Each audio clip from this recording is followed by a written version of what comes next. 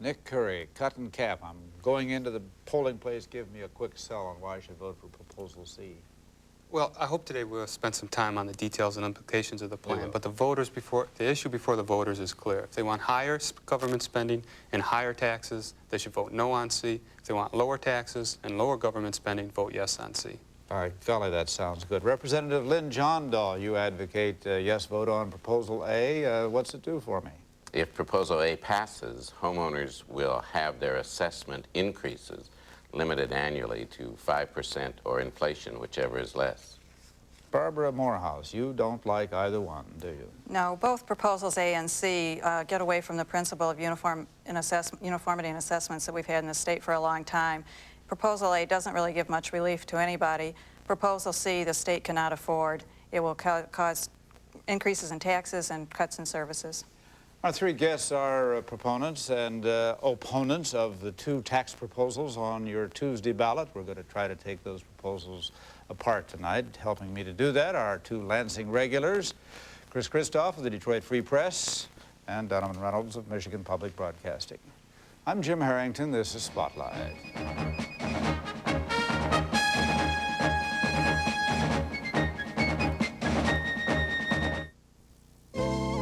Dietrich Furs presents a truly legendary fur sale with legendary savings on $10 million in fur. Save up to 1/2 off and more. Dietrich quality mink coats start at only $2,197 now through Monday at Dietrich Furs in Bloomfield Hills. Simply the best. Ooh, Dietrich Furs by the Dietrich family. The Men's Warehouse has a large selection of athletic cut suits, and our prices are $100 less than elsewhere. Like this suit, all wool, great fit, and at $295, it fits you and your wallet. I guarantee it. On November 3rd, vote for Neil Nielsen for University of Michigan Board of Regents. Qualified, dedicated, experienced. Neil Nielsen is a proven community leader who will ensure the University of Michigan will work for you. Vote for Neil Nielsen for U of M Board of Regents. The United Way for Southeastern Michigan helps a lot of people in a lot of different areas, as long as they live in this area. Please give. Election day is Tuesday, and you have 4 ballot proposals. Certainly hope you'll vote on them, and we'll try to shed some light on Proposals A and C, the two tax-cutting proposals. Continuing questioning, Chris Christoph. Mr. Curry, last week a Lansing-based public policy think tank estimated that Proposal C could cost school districts, or rather could cost the state, a $1.2 billion deficit by 1994. Now, there's every interest group you could imagine that's opposing Proposal C, from the PTAs, local PTAs, to a police officers association. And the fiscal problems that this could cause the state vary from low to high, $1.2 billion. It seems the Engler administration is the only one that's around that's saying that this isn't going to cause the state some serious fiscal problems. Well, a couple of things. One, we don't agree with the estimate of the deficit. Two, there's a lot more people involved in as proponents of C than just the Engler administration, including the Township Association, the State Board, wide group of business, a wide array of business groups. The basic issue is this. Proposal C is a simple proposal to cut property taxes by 30%, require state reimbursement. The choice among Michigan voters is clear. If they want to reduce the growth rate of state spending and lower taxes, they'll vote yes on C. It's a clear case of priorities. There's no free lunch in this. We're not saying that government spending won't be lower if they vote for C. It'll grow each year probably, but it'll be lower than it otherwise would have been. So it's in effect, a philosophical choice for voters. So you're recognizing going in that additional cuts are going to have to be part of the equation? Additional cuts, but remember cuts in government. Government's the only place I know of where something grows from year to year and still is cut. I agree, government spending, the growth rate of government spending will be lower than it otherwise would have. When this is fully implemented, the state will be spending less than it would otherwise would be. It'll be spending more than now, but it'll be spending less. That's a component of this proposal. The arithmetic is simple. You can't have a major cut in taxes and not reduce the growth rate of state spending. But you've already been cutting under the Engler administration, and you've made a lot of the easy cuts in state spending. Yes. So if your scheme doesn't work and you don't get enough revenue to fully fund this over the next 5 years, and you do have to start cutting more in state government, where are you going to cut? Corrections, mental health, social services? Where do you think you can cut more? Look, I can't tell you specifically what the appropriation process is going to determine over the next 5 years. What I can tell you is there's, one, a constitutional requirement that we balance the budget. Two, if Proposal C passes, it's a significant reduction in property taxes that will be funded at the state level. The state will have a responsibility, both the administration and the legislature, to balance the budget. We'll do this through spending restraints. I don't think it's fair, and it's impossible for me right now to say in 1997 the Department of Social Services will be spending X or Y. Barbara Morehouse and Lynn John will both. Now, neither of you like Proposal C. So far, my cohorts here are doing all your work for you. Right. Asking the right questions. What bothers you most? Well, we're not having this discussion in commercials and so forth. People are only hearing that they're going to get a tax cut, at least in their commercials. They're not hearing that this is going to require a lot of sacrifice at the state level. This will cost the state approximately $2 billion, or $1.5 billion when it's fully implemented in the 5th year, and that is going to be the second largest item in the general fund, which is currently about $8 billion. So I think it's very unfair to say to people, trust us, we're going to have to cut it from somewhere, but we don't know right now where that's going to come from. And I think it's very unfair to voters to not tell them that more forthrightly. Well, I think we have been honest. We've said, look, it's a clear priority for voters, and they should choose. In Lansing, the general fund is $8 billion, but we spend $22 billion a year. Yeah. But you can't dip into that at all. The issue is this. What's the priority of voters? Do they think $22 billion is enough? Is property tax relief important enough that state spending, the growth of state spending, should be reduced? But shouldn't they know the consequences, Nick? I hope they do. Well, you haven't helped them in what you've just said to know the consequences. You've said we can't tell what will be the consequences in those years out. No, I think people that's are not going true. to be asked to support this, then shouldn't they have some idea of what will it mean that my son and daughter will pay higher tuition because the higher education budget will cut? We're going to cut in mental health. Don't people need to know that to make a wise decision? What we've told people is exactly what the costs are. The property tax cut on net is about $2 billion. We'll be returning taxpayers' money about $2 billion a year when this thing is fully phased in. And it's going to be a state requirement to fund that thing. One of the biggest criticisms of the plan is, in fact, it's going to cement in place the inequities that already exist among school districts, in that what you're doing is now you're going to be subsidizing the wealthiest school districts with even more state money, and that in the long run there'll be less chance of what's been a holy grail in Lansing now for years, is rather restructuring the school finance system. Well, I disagree. I disagree for two reasons. I believe it has been the holy grail, school finance reform. That's been the major reason proposals have always failed in the past. They've tried to do too much at once. They've tried to solve the inequity problem. They've tried to get more money to schools. They've tried to cut property taxes, and they always fail, either under their own weight in the legislature or at the ballot box. This proposal is a different track. It says let's split the problems. There is a school organizational reform problem. There's a school finance reform problem. This is a pure reduction in property But this taxes. makes it worse, is what some say. Right. And what I'm saying is it's not true. Why not? This does not increase the inequities between No, school it districts. cements them in place. Well, What it does is tax it commits more state money. It commits more I would state say money. I would say the opposite. I would say the opposite. I say what this does is it's a pure cut in property taxes, and it's not a redistribution from one district to the other, which I know some people want, and there may be merit or not. This is not a redistribution from poor districts to rich districts. That's not the goal of this. This is a pure cut in The taxes. public That's what it sector does. consultant study that Chris cited earlier says that 45% of the tax relief goes to the richest 10% of the school districts. Now, is that wrong?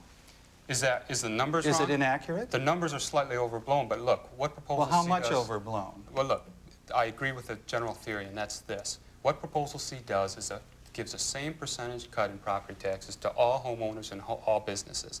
Everybody gets a 30% cut in their school operating taxes. It's absolutely true that if you pay more property taxes now, if you have a relatively big business or a relatively big house, and you get a 30% cut on that base, then you get a larger dollar amount of tax cut.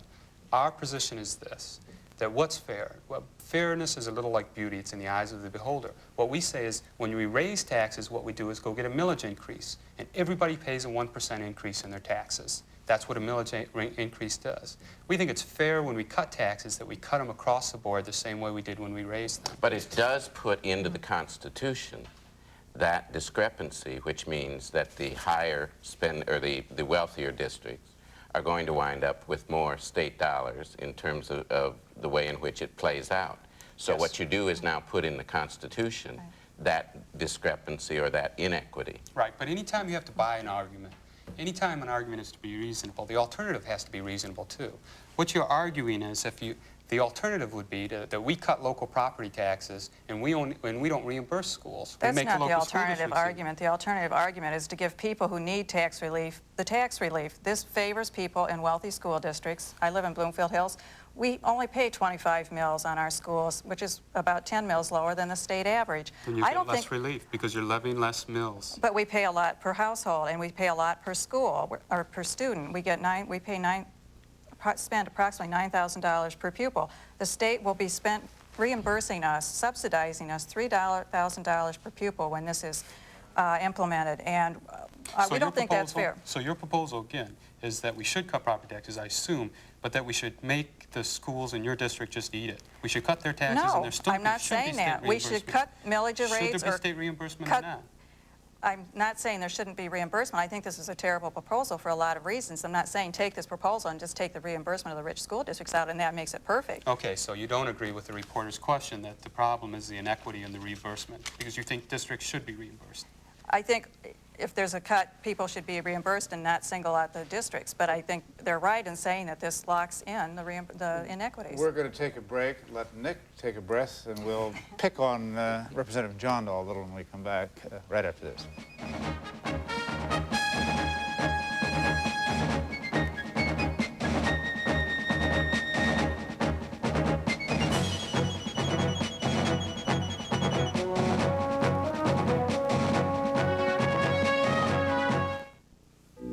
A university study says tax proposals A and C will cost schools and cities millions of dollars every year. Tax proposals A and C could force cuts in police and fire protection, cuts in pollution cleanup, and prison closings could mean the release of dangerous criminals. The League of Women Voters calls tax proposals A and C dishonest. Just like the lottery, our schools end up losing money. Vote no on tax proposals A and C. Carl Marlinga, one tough prosecutor, chosen Man of the Year by the Police Officers Association of Michigan, putting thugs behind bars, making victims' rights his top priority.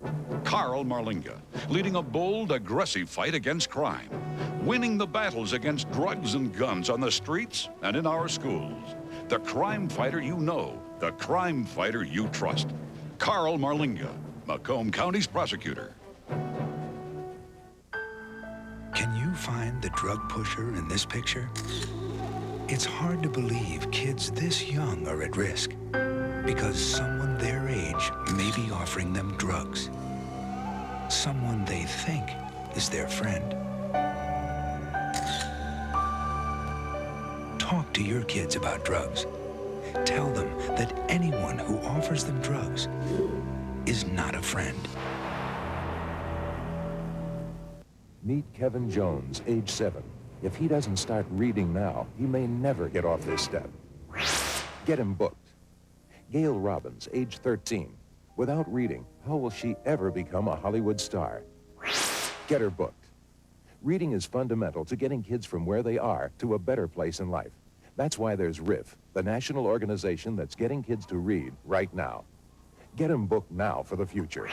Learn more about reading is fundamental. Karen, hitting is wrong. You're bigger, you're stronger, you take time out and you don't hit. Do you understand? Take time out. Don't take it out on your child. Those two tax proposals you'll find on the ballot on Tuesday. Proposals A and C, the topic of discussion here. That little bumper, if you notice, the poll, the Channel 7 Free Press poll, which indicated Proposal A is at best too close to call situation, is at least a week old, and polls like bread get stale fast. Donovan Reynolds. Lynn, you're a proponent of Proposal A, which, as Jim said earlier, would limit annual assessment increases for homeowners' property taxes to 5% or the rate of inflation, whichever is less. Some people say this is a harmless little proposal, but doesn't really do a great deal for tax relief. If you lived in a home where you saw last year 12% increase in your assessment, the year before a 17% increase, you would welcome a 5% cap or an inflation cap. In fact, it does a substantial amount. The reaction of the legislature, I think, the reason it was put on the ballot is because people were seeing excessive increases in their assessments, and this was a way of trying to address that problem. Isn't that same inequity, though, has not been visited upon businesses, and why leave them out? Not nearly in the same, to the same degree. If you look at the past few years, you'll see that homeowners' assessments have increased, I think in the last 4 years, 20-some%. At the same time, business assessments have increased less than 5%. So you've seen a substantially greater increase with homeowners, and that's where the relief is targeted. One of the underlying notions of Proposal A is, in fact, to shift some of the property tax burden away from residential homeowners to businesses, correct? Well, certainly, yes. The trend has been in the opposite direction, that increasingly the burden of state, both property taxes as well as state and local taxes generally, that burden has grown on homeowners as diminished on well, why businesses. is it good economic policy to try to increase the burden of taxes on businesses? The fact of the matter is businesses have a major stake, I think, both in our educational system as well as in other parts of our system. We're hearing from businesses increasingly their demands for more and more services and better services from our schools. And it seems to me reasonable that they would be, in fact, willing to say, and we're willing to pay for that. Well, let's turn to the lady from the League of Women Voters for just a moment. Now, as a taxpayer or a homeowner sitting home, it should sound pretty good. What's wrong with it? Well, in the beginning, it creates non-uniformity in similar properties over time, kind of what's happened out in California with Prop 13. When you have an artificial limit, it's what happens anytime you have an assessment limit. After a home is sold, its taxes or its assessment will go up to 50% of market value, so that the home across the street where the same people have been living there all the time will be paying much lower taxes than the new people that came in to buy the house. That's one reason we don't like it. Also, it doesn't give very much relief to anybody. It doesn't help those in the cities that are paying very high millage rates and have very low, if any, assessment growth whatsoever. It tends to favor those who live obviously favors those who live in areas that are increasing quickly in assessments, and those tend to be higher income areas. In opposing proposals A and C, you are not contending, are you, that property taxes are not high in Michigan? No, we're not. We're saying they are high in Michigan, but neither one of these proposals are good proposals to solve that problem. You would opt for, if I recall correctly, for some kind of a property tax, sales tax swap as we a way supported to, Proposal B before, a couple of years ago. To help Michigan out of its... right. I mean, our overall tax burden in this state jungle is 26 out of 50 states. It's average if you look at our state and local tax Well, even burden. the state treasurer would acknowledge, I think, that it is the property tax that's out of kilter in Michigan. This is a of fundamental all the different taxes. This is a property taxes are clearly out of line. They're either And I think, Lynn, John, I think 10% or everybody agrees that property taxes are out of whack. Yeah. They're unfair for homeowners, and they're a disincentive to invest in Michigan. And, but we have a philosophical and a basic difference here about the approach. What Barbara's saying is that what we don't need is any tax relief. What we need is a shift from one tax to another. We need to provide adequate revenues for the services. No tax relief, just shift from one tax to a sales tax. We can argue about the merits of that. I don't think that's the correct policy, but I think that's irrelevant. We've tried that approach over and over and over again, and it gets beat. Just a few years ago was the most recent example. It gets beat 75-25. Right. It's not a question of presentation. Of course, you know, well, come on now. A large part of it is that there's a healthy skepticism that greets any great tax deal that comes out of Lansing. Right. And I agree. And understandably, the voters look askance. I think that's my point, Jim. What I'm saying is not just the presentation in 1989. We've tried it nearly 10 times over the last 20 years, and it always gets defeated. We may be trying it again, because last week Governor Engler so much as admitted that Proposal C may be headed for defeat. And he says if it does go to defeat, he's going to come up with another ballot proposal. I mean, talk about never say die. What possibly could he have in mind, or you? I mean, what is the administration cooking up now for 1993? We're still not even into the election. Yeah. Number one, I can't say what we'll do after the election. And number two, I can't say what Governor Engler had in mind when he gave an interview a few days ago. They got to sell C first, Chris. Well, Lynn, do you subscribe to the rather Machiavellian view that John Engler, in his heart of hearts, hopes that Proposal C will not pass so that he is not forced to make the kind of draconian cuts that might be required? I have no reason to think that's what's going on, not only because I'm unable to read his mind in that regard, but I certainly would hear what he's said and what he's done. And that is, it seems to me, he's been very eager to advocate passage of C and very eager to use it as a vehicle to say, now you voted for it, here's what you got for it, and that was the decimation of other services. Well, is the real agenda then to downsize state government? Well, I'm sure the property tax is a focus, and to say that ought to be reduced, but there is no indication in the proposal or in the advocacy of the proposal that anything is going to happen other than the downsizing, and that's what Nick has talked about and said we will continue to do that. So I have to assume that's a major part of the agenda. We've been upfront about this. If you're going to give substantial property tax relief, the arithmetic is simple. You either raise other taxes, Barbara's solution, so it's a tax shift, Other people in your administration have said there'll have to be a tax cut spending. increase. Those are the two choices because we have a balanced budget requirement. What we're saying is with normal revenue growth, if we get normal revenue growth, state government will still continue to increase. That $22 billion will increase every year, but it'll increase slower. I can accept that, and I suspect maybe a lot of voters would accept that, but I would think you would have had to go with that, an obligation to say, and here is where we will cut. Two problems with that. One, we can't lay out a proposal of every spending cut over the next 5 years that we hope to institute. One, we don't know what the economy is going to be like in the budget situation. The appropriations will continue, the spending levels, the splitting up of the pie, will continue to be determined by this annual dance we call the appropriation process, where the governor submits and the legislature You don't have to be specific. Hang on. Are we going to hang on? You're going to hang on. I'm going to hang on. We're going to rush right back to hear what Chris had in mind right after this.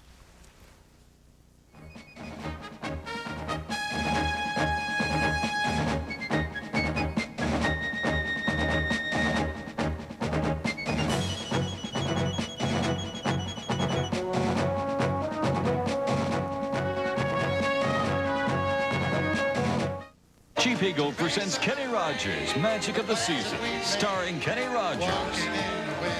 With special guest Colin Ray.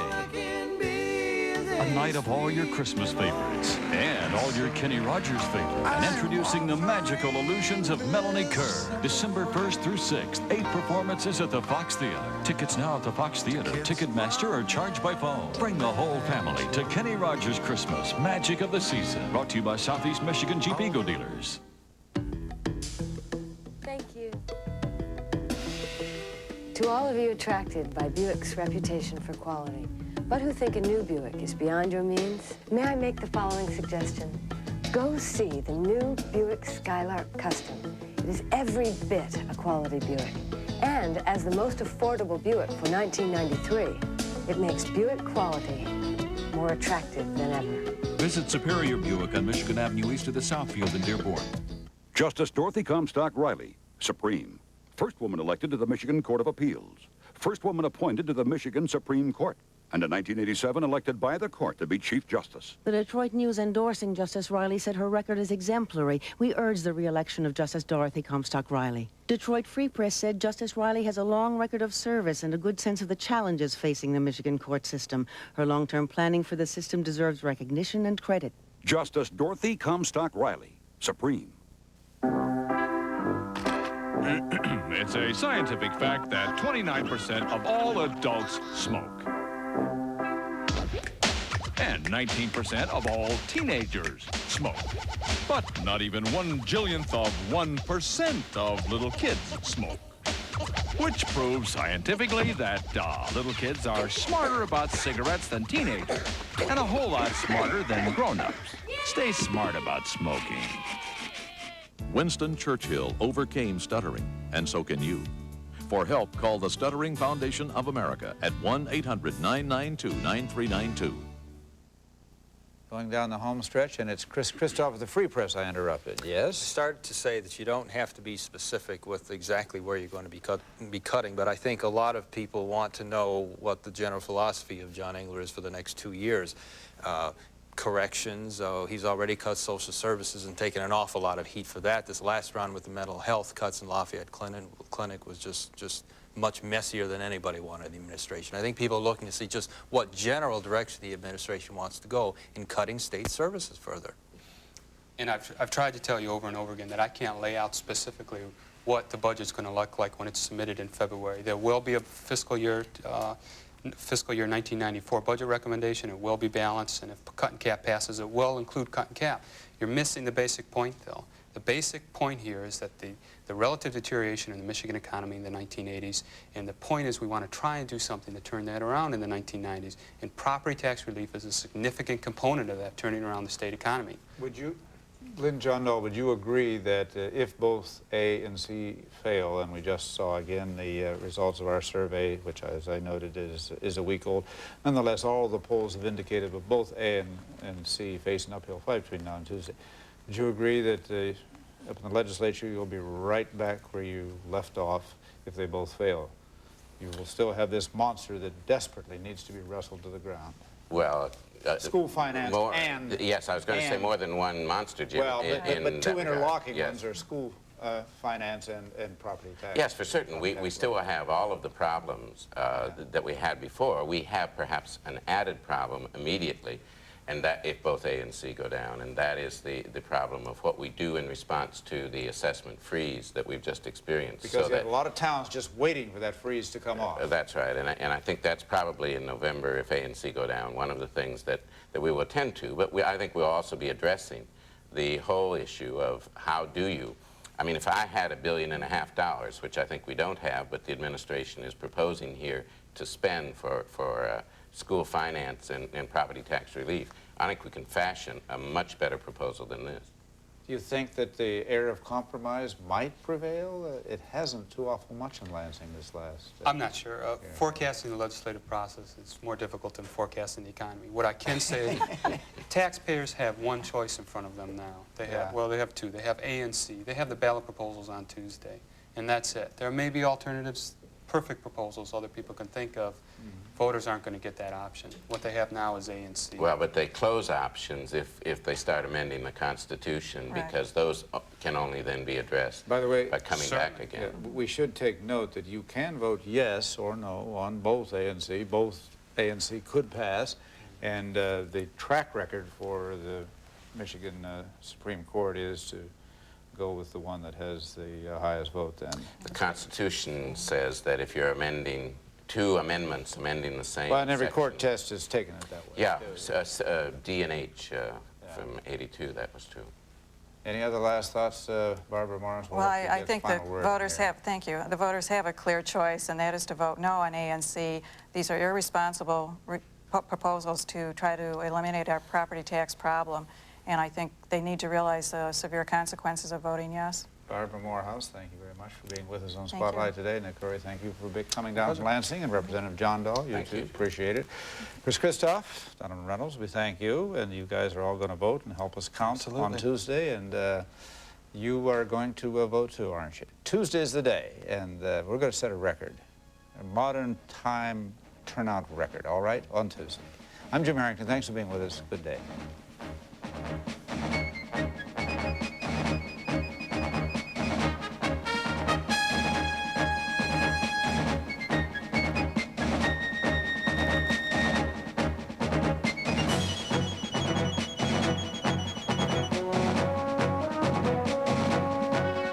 These are teachers, but to the kids they've reached, they're heroes. Be a teacher. Be a hero. Call 1-800-45-TEACH. Hi, folks. Why does Point Dodge consistently sell more used cars than anybody in the city of Detroit? It's simple. It's the financing. If you need help with the financing, you've had problems with credit before, come on down and see me at Point Dodge, and I know you can't beat these terms. Like this 90 Cavalier, just $99 down and only $99 a month, or this 90 Plymouth Acclaim, just $99 down and only $79 a month. Folks, come on down and see us at Point Dodge. We'll do whatever it takes to get you financed on a car, I promise.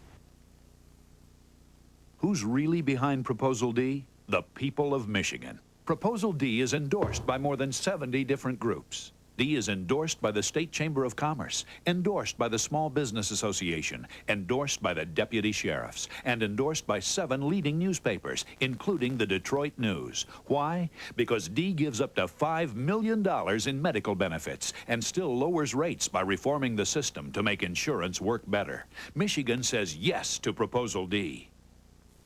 New information. Eat what you want because it doesn't matter. Next company.